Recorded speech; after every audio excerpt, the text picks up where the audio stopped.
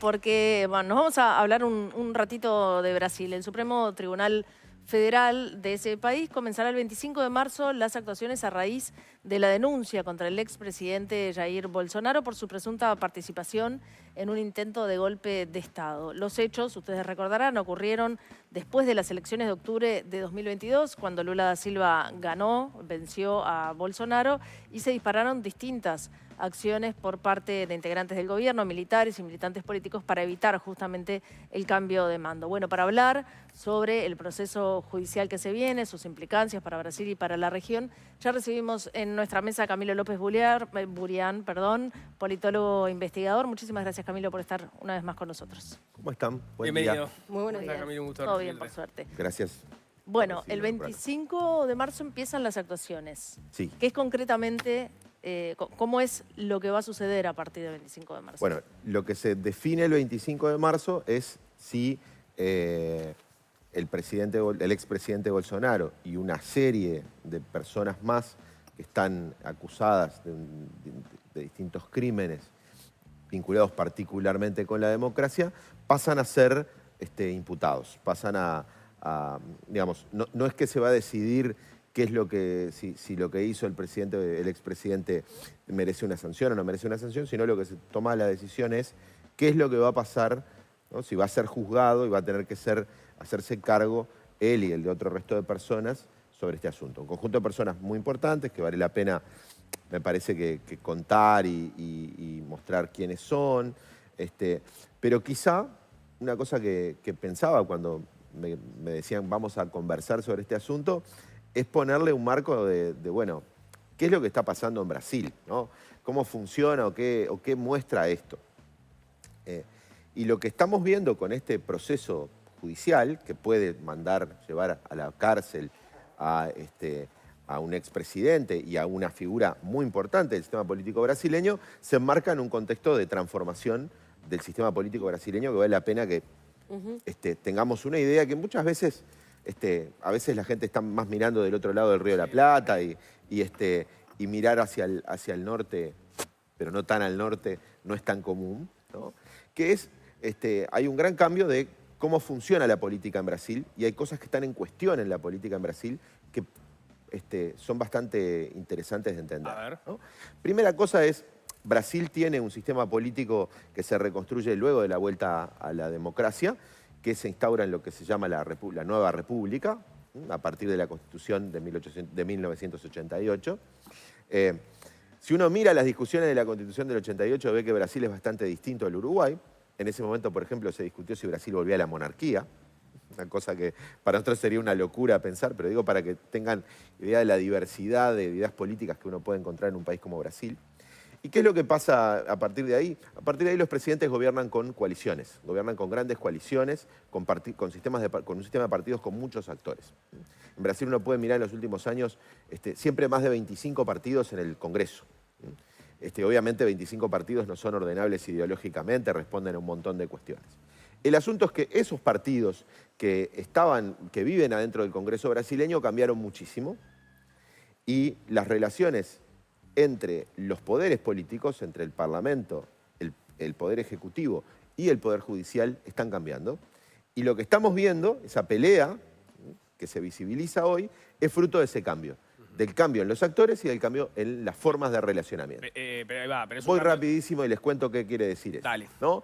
El Brasil tenía tres grandes partidos. El Partido de los Trabajadores, que es el partido de Lula, el Partido del Movimiento Democrático Brasileño, partido de Temer, el partido centrista, un partido con poca definición ideológica, pero que siempre estaba en las coaliciones. El PMDB. El MDB de ahora, el ex PMDB. Ahí va. Y el PSDB, el Partido de la Socialdemocracia Brasileña, a la centro-derecha, así como el PT a la centro-izquierda, el PMDB en el centro y el PSB, el partido de Fernando Henrique Cardoso, a la centro-derecha. El problema es que con la elección de Bolsonaro y el proceso de crecimiento del espacio de ultraderecha en Brasil, que es lo que ha ocurrido como gran cambio en los actores en Brasil, el PMDB y el PSDB implotaron, desaparecieron con el peso político que tenían. Entonces, lo que tenemos es que los jugadores de la política brasileña cambiaron mucho y en términos generales se corrieron todos gran parte se corrieron a la derecha. Entonces se ha ido vaciando el centro y un conjunto de partidos, es un montón de partidos que son los partidos del centro, del centrão, ¿no?, que gobernaban con los otros, se corrieron a la derecha y eso le genera muchísimos problemas a un presidente Lula que gobierna una coalición que no es de izquierda, que tiene gran cantidad de partidos al centro derecha y también a la derecha. ¿Y qué pasa? Cambiaron los jugadores. Como cambiaron los jugadores, cambió la forma de relación. Yo les comentaba al principio, los partidos, los presidentes gobiernan con las coaliciones. El problema ahora es que es muy difícil para el presidente, en este caso, gobernar y tramitar asuntos políticos con el Parlamento. Entonces ahí quien aparece el Poder Judicial. ¿Ah? Y ahí el Poder Judicial empieza a ser un auxilio del presidente y del gobierno, del Poder Ejecutivo, para tramitar algunos problemas políticos. ¿Ese cambio cuándo se da, ese punto de inflexión que estabas mencionando? Ese cambio es una transformación que tiene que ver con la caída de los partidos, de estos partidos, con la asunción de la extrema derecha y con la asunción de un gobierno que hoy no tiene tiene mayorías complejas de administrar y algunos asuntos que el Parlamento, con la composición que tiene, no tramita. Por ejemplo, ¿qué pasa, ¿no?, con los coletazos políticos que quedaron de un gobierno, como fue el gobierno del presidente Bolsonaro, que tiene un conjunto de acciones que muestran deslealtad con el compromiso democrático, ¿no? Entonces, como eso no se puede tramitar en el ámbito político de los partidos, emergen figuras desde el Poder Judicial. Pero esta dificultad que mencionás, Lula ya la conocía antes de asumir este nuevo mapa, dispuesto o no. Sí, a ver, no solamente lo conocía Lula, sino lo miraba cualquier persona que viera avesadamente el sistema político brasileño. Lo que emerge ahora en este momento es uno puede encontrar una cierta visibilidad, una cierta presencia de la discusión política con el Poder Judicial, que en otro momento en Brasil no lo tuvo. Un Poder Judicial que igual comienza a tener presencia y visibilidad muy importante desde que comienza un momento crítico de la democracia brasileña. Pensemos todo lo que implicó el proceso de juicio político de la presidenta Rousseff, que se hace en el Parlamento, que no tiene que ver con el judicial, pero que lleva algunas discusiones que están en el entorno del ámbito judicial, y después en este mismo proceso sobre el juicio a Lula, el habeas corpus de Lula, toda la discusión que sí tuvo lugar en el Supremo Tribunal Federal y que ya contó con la participación de militares discutiendo ese proceso judicial, ¿no? Entonces, lo que les quería decir es, hay un juicio, sí, el 25 se va a decidir si Bolsonaro puede ser o no puede ser juzgado. Lo que está pasando en Brasil es un cambio en los actores políticos y un cambio en la forma en que se relacionan los poderes políticos, ¿no? Entonces, digo esto para ver esta ola en el contexto de un mar de transformación de la política brasileña bastante complejo y que puede tener está teniendo efectos sobre cómo funciona la política brasileña. Y que podemos decir a propósito entonces de cómo ha asumido este nuevo rol que le toca mucho más presente en la cancha política del Poder Judicial en Brasil. Bueno, el Poder Judicial brasileño viene asumiendo, por eso digo, no solamente desde el proceso de Bolsonaro, sino uno podría mirarlo hacia atrás, un proceso de mayor visibilidad en la política. Pensemos que el presidente Bolsonaro, durante el final de su mandato, irrumpe en la campaña utilizando parte de las acusaciones, es que utiliza recursos estatales para expandir noticias falsas, para usar desinformación en la incidencia política, y es el Poder Judicial, es a través del Supremo Tribunal Electoral y del Supremo Tribunal Federal que la justicia presiona, o sea, se posiciona frente a ese asunto, lo cual es clave porque es un momento de contienda política donde el rol institucional para frenar esos asuntos es muy, muy importante.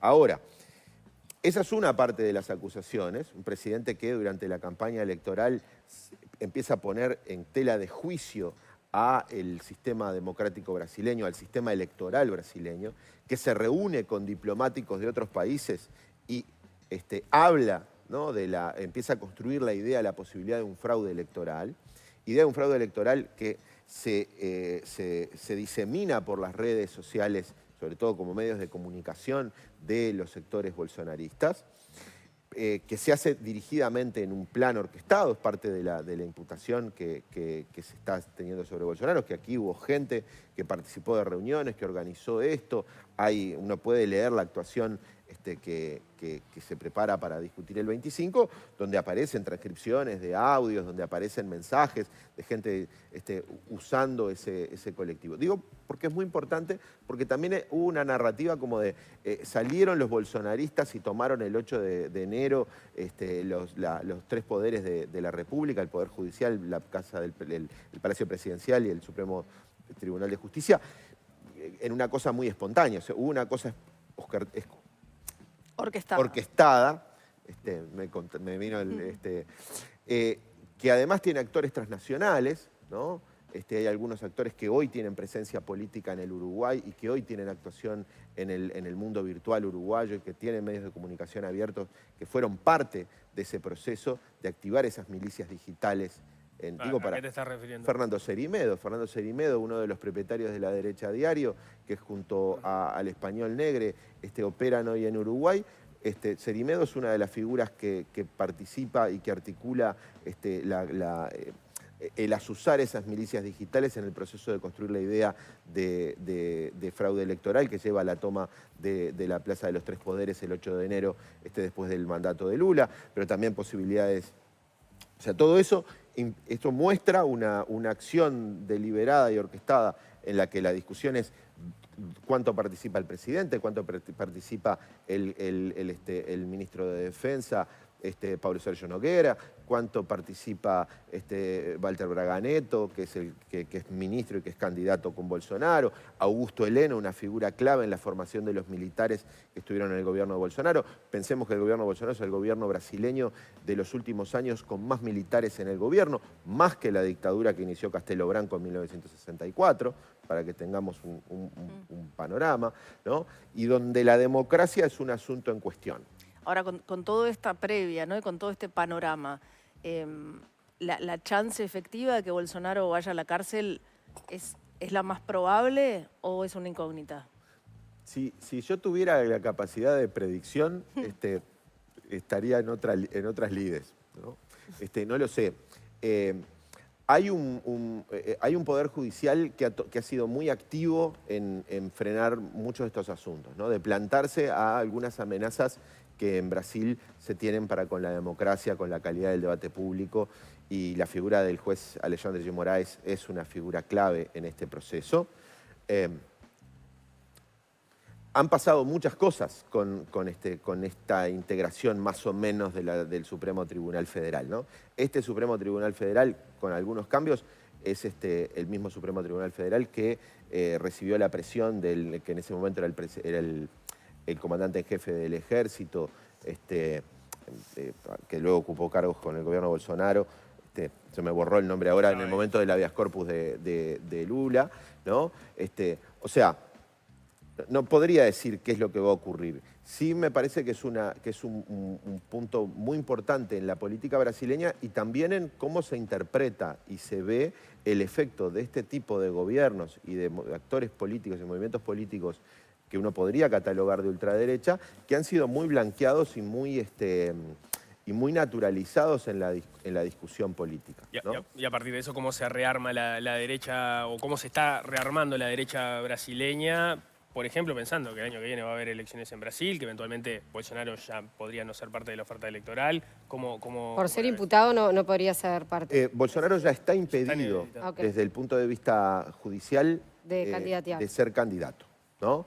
El asunto es, de vuelta, tenemos toda esta discusión con esta disputa, volvamos atrás. El asunto es tenemos una reconfiguración de cómo se relacionan los poderes y ese juego entre los poderes es el que puede llevar a cambios en esa situación de Bolsonaro. No es lo mismo si además recibe el golpe de tener acusaciones penales en este caso, ¿no? Bueno, entonces, ¿qué pasa con la derecha brasileña? Bueno, la derecha brasileña existe más allá de Bolsonaro. Claro. El bolsonarismo como un espacio existe más allá de Bolsonaro. Hay quienes lo estiman más o menos en 1/3 de la población, ¿no? De personas con actitudes ultristas, desconfiadas de la democracia, más cercanas a posiciones autoritarias. Ese tipo de presencia están ahí. Hay algunos candidatos que despuntan como posibles sucesores de Bolsonaro. Algunos, ¿Los hijos? ¿Qué? ¿Los hijos ¿Están ahí? Sí, a ver, en Brasil hay que entender que el poder tiene ese componente patrimonialista, por llamarle, por más que es discutido, en Brasil esa hipótesis de cómo, del patrimonialismo en la política, uno podría decir está presente, pero hay poderes territoriales. El poder territorial es muy importante, ¿no? Por ejemplo, el gobernador de San Pablo, Tarcísio, es una figura que está presente y que aparece a veces como una especie, entre comillas, si es que uno puede pensar que exista un bolsonarismo moderado, ¿no? Como un posible candidato. Hay otras figuras que vienen más outsider del mundo de la comunicación y del mundo de las redes sociales también como posibles candidatos en ese contexto. Y uno puede decir, con Bolsonaro o sin Bolsonaro, hay una posibilidad de pelear ese espacio. Creo que también este proceso muestra el difícil proceso que en Brasil ha tenido de la construcción de relacionamiento entre civiles y militares y el control civil sobre las Fuerzas Armadas. Ustedes piensen que el Ministerio de Defensa en Brasil es una creación de finales del siglo XX, que las formas de control militar, político sobre los militares ha sido un proceso muy tortuoso en Brasil, donde la educación militar es un lugar bastante difícil, muy inexpugnable para los políticos, ¿no? Que durante el gobierno Bolsonaro continuaron celebrando fuertemente la revolución del 64, la forma en la que se denominaba el último golpe de Estado. O sea, esas narrativas sobre la democracia son bastante complicadas. Digo esto por la naturalización que se ha hecho de estos actores de ultraderecha, donde yo recuerdo ver políticos, pero también analistas, ¿no? Sobre la realidad, de decir, al Uruguay le conviene que Brasil tenga a Bolsonaro de presidente, ¿no?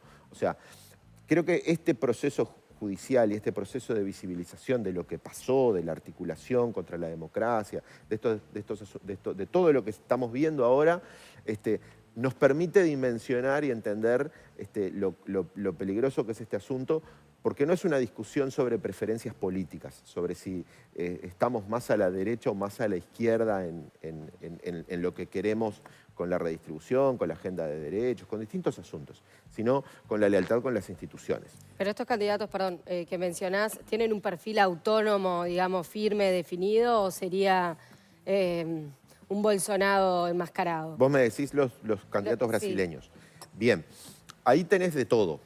Tenés diferentes, todos de alguna forma recurren al formato y a la identidad política que el bolsonarismo presenta, ¿no? Que se fue reconfigurando. La identidad política del pueblo, la idea es el bolsonarismo representa al verdadero pueblo brasileño, ¿no? Todo lo que dice que representa algo que es verdadero y auténtico, sabemos que está disputando algo, que no es per se así. El primer Bolsonaro hablaba de los ciudadanos de bien, ¿no? Los ciudadanos bien que pagan sus impuestos y que son vulnerados por un Estado que da dádivas a otros. Luego vinieron los patriotas, ¿no? Y la idea de la camiseta de la selección brasileña, la idea de una nación homogénea que lucha contra el afuera, un montón de cuestiones por ahí. Esa identidad política del patriota es utilizada y es recopilada por distintos actores que tienen después perfiles propios, ¿no? Por ejemplo, el gobernador de San Pablo, Tarcísio de Freitas, que es le diría, una especie de bolsonarista pulido, ¿no? Es como alguien que tiene la muestra de, bueno, un buen gestor, un administrador, y ideológicamente está cerca de ese planteo. Hay otros que quisieran que Bolsonaro los mirara y los transformara en sus delfines, ¿no? Y sin embargo no lo logran, ¿no? O sea, lo que creo que claramente no hay es una intención de colocar, de que Bolsonaro ponga sobre otro la mirada para fijarlo ahí. Si ustedes ven las declaraciones de Bolsonaro sobre esto, a mí me están acusando falsamente, esto no ha habido un crimen. A ver, de parte del bolsonarismo se dice, liberemos a las personas que están, a los presos políticos que están, que han sido presos por tomar el Poder Judicial, por tomar la sede del Parlamento, por tomar la sede de la Presidencia de la República. O sea, esto también... Bueno, tal vez es una cuestión de timing, ¿no? Él ahora está focalizado en esto por obviamente. La urgencia que tiene de posicionarse de esa manera, y tal vez más adelante sí empieza a señalar con el dedo a quién... Miremos también el espejo de lo que pasó en Estados Unidos con el trumpismo. Me parece que ahí también hay un asunto para ver similitudes y diferencias sobre estos procesos. Estados Unidos tuvo también la toma del Congreso por parte de masas radicalizadas, y la actitud del presidente Trump en algunos sentidos es comparable con la que tuvo Bolsonaro en términos de cómo se relacionó con esas masas, ¿no? Y cómo se fue desmarcando después de esas posiciones. Lo que pasa es que, claro, Trump no llegó a quedar inhabilitado, ¿no? Que parecería ser el caso de Bolsonaro hasta ahora. Ahí, de vuelta, el papel de la justicia y cómo se van configurando la relación entre los poderes. Estados Unidos y Brasil tienen cosas distintas, por ejemplo, el formato de relacionamiento de las Fuerzas Armadas con el poder político. O sea, hay varias cosas que son distintas, por más que son casos que tienen, por llamarle poéticamente, ecos y resonancias similares. ¿Y cómo le está yendo a Lula a todo esto? Bueno, el gobierno de Lula es un gobierno vuelvo al inicio, el presidencialismo de coalición brasileño es un presidencialismo de coalición que hoy lo que tiene es que gran parte de los partidos que eran poco identificables desde el punto de vista ideológico programático han tenido guiñadas y posicionamientos cada vez más a la derecha. Lula tiene una coalición donde es minoritario el grupo que podríamos decir es la coalición de izquierda de Lula o de centro izquierda de Lula, y después se empieza a sumar hacia el centro y hacia la derecha. Y a medida que eso ocurre, el programa de Lula se complica cada vez más en términos de aplicación, y la necesidad de tener ministros con los que acuerda cosas y la repartición de poder en el Estado es mayor. Por eso, la necesidad de salir en estos asuntos donde el bolsonarismo tiene cierto peso político, de alguna forma en el juego político con el Poder Judicial, ¿no? Y en esto es lo que está cambiando la lógica de gobierno. Uno podría decir, el gobierno de Lula, el presidencialismo de coalición en general discutía dos cosas. Discutía políticas, qué vamos a hacer con las cosas, y discutía reparto del poder, ¿no? En este momento en Brasil está en discusión lo político, la forma en la que entendemos las instituciones, el clima en el que se da el juego político. Y con todo ese marco, ¿cómo ves que pueda llevarse la relación entre el nuevo presidente Yamandu Orsi y el gobierno de Lula? A ver, si uno mira la política exterior uruguaya bajo los gobiernos del Frente Amplio, debería encontrar y debería esperar una cercanía importante con el gobierno brasileño. El asunto creo que deberían encontrar un buen relacionamiento, oportunidades para el buen relacionamiento, porque además parte de la agenda de la política exterior brasileña es coincidente con la agenda de la política exterior que plantea el gobierno actual. Brasil tiene una noción de construcción de algunas articulaciones regionales para construir márgenes de maniobra, ciertos niveles de autonomía. Estas discusiones resuenan un poco a las ideas de apostar al desarrollo y algunos elementos que Uruguay, desde el discurso del presidente Orsi, podrían articularse en un espacio regional donde Brasil tiene un lugar clave.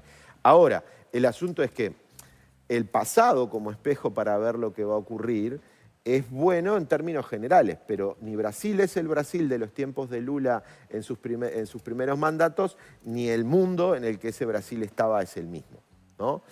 Aquí han tenido casi de forma muy ilustrativa y muy buena a Carlos Luján analizando el escenario global, ¿no?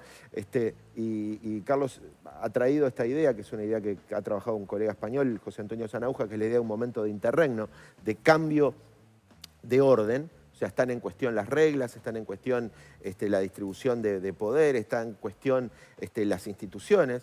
Bueno, en ese momento hay mayores márgenes de maniobra para hacer, pero hay mayor incertidumbre, ¿no? Ustedes piensen que en los mandatos anteriores, en América del Sur había una organización que era la UNASUR, donde Brasil tenía liderazgo y o trataba de construir liderazgo y construía cierto rumbo. Hoy eso no está. Y no está, entre otras cosas, porque las reglas, los valores, las instituciones y la lógica de distribución de poder que había en la región cambió. Y Brasil hoy tiene un escenario doméstico muy complicado también para salir a proyectarse hacia el afuera. Todo dudas. Todo dudas. Traemos más dudas que certezas. Camilo López Buría, muchísimas gracias por haber venido una vez más. Muy amable, gracias por venir. Muchísimas gracias, Camilo. Hacemos